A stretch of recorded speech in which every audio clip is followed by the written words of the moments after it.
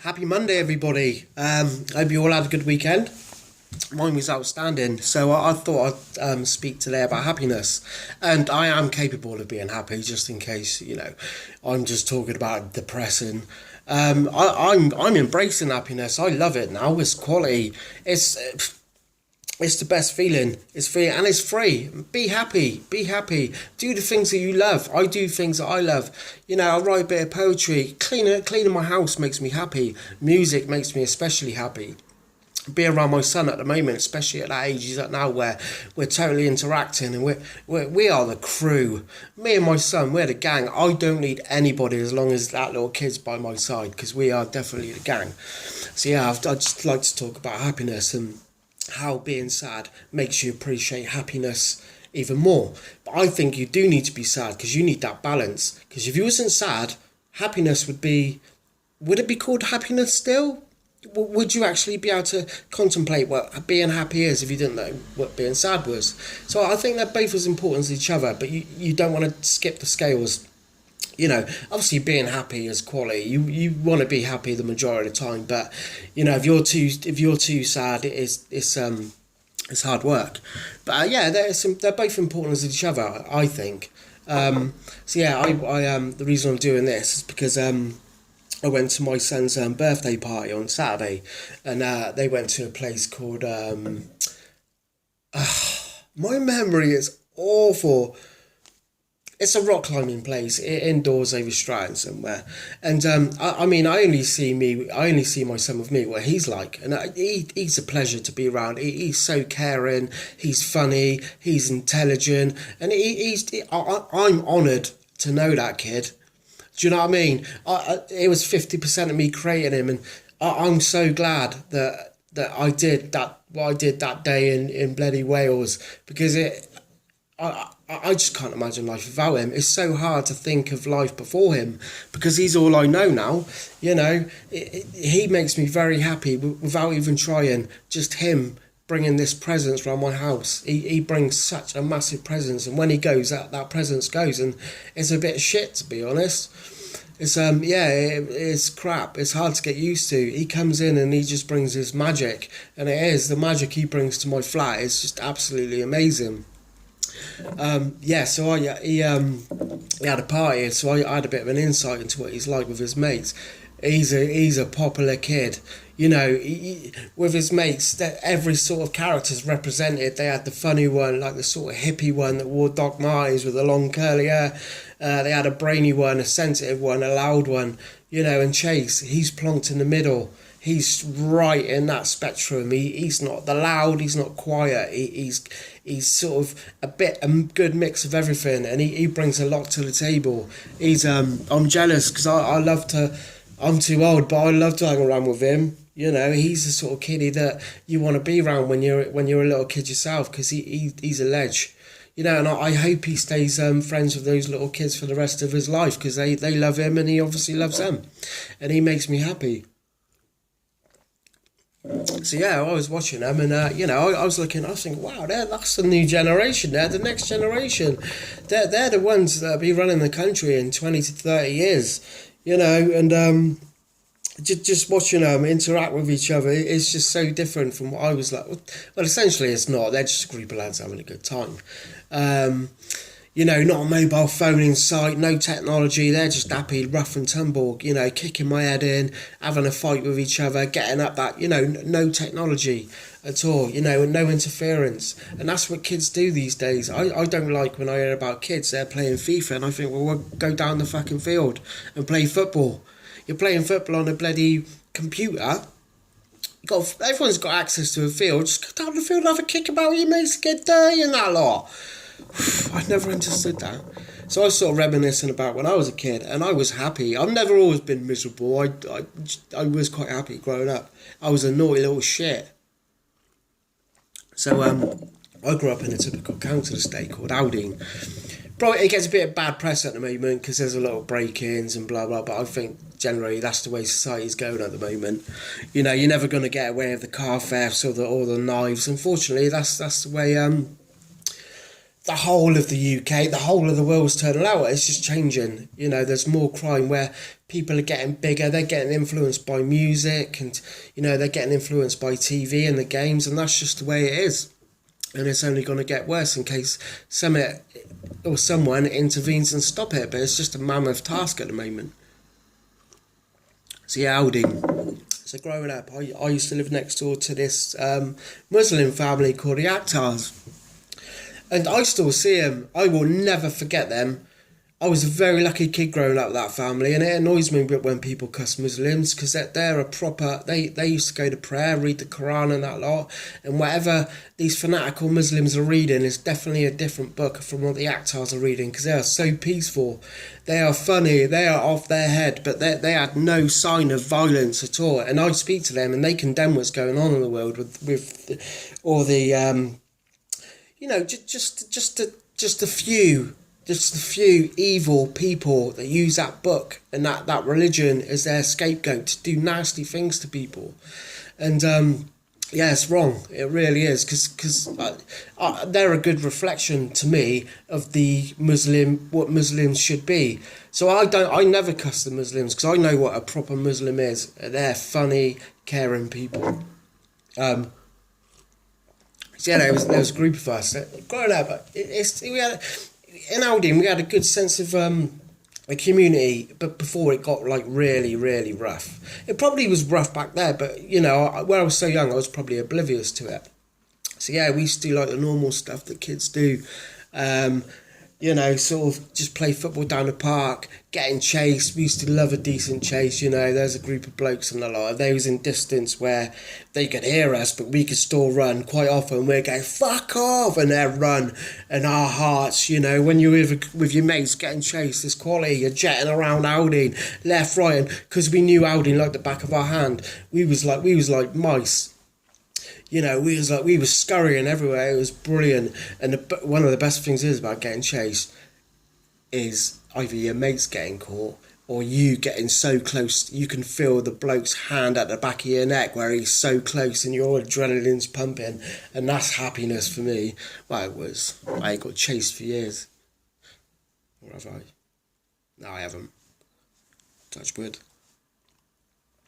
Yeah, we was selling massive stuff. We was just happy. We was just doing normal kip, living for the summer, waiting for that summer holidays that you know it feels like eternity. You know, that's what kids live for, is those 6 weeks off in the summer. Do you know what I mean? Out playing water fights. Because when we was young, we didn't have any of these Nerf guns or bloody super soakers. We had our mums washing up bloody bottle. And my mum always used to buy a bloody big one just before the summer holidays, and I used to think, oh God, it's going to take her ages to bloody get rid of that. But halfway through the summer, I used to get my grubby little paws on it, and we were straight out there. Yes, you know, being happy is so important. Being happy, and I think as a growing up as a kid into teens totally shapes your life. You find your place in the group.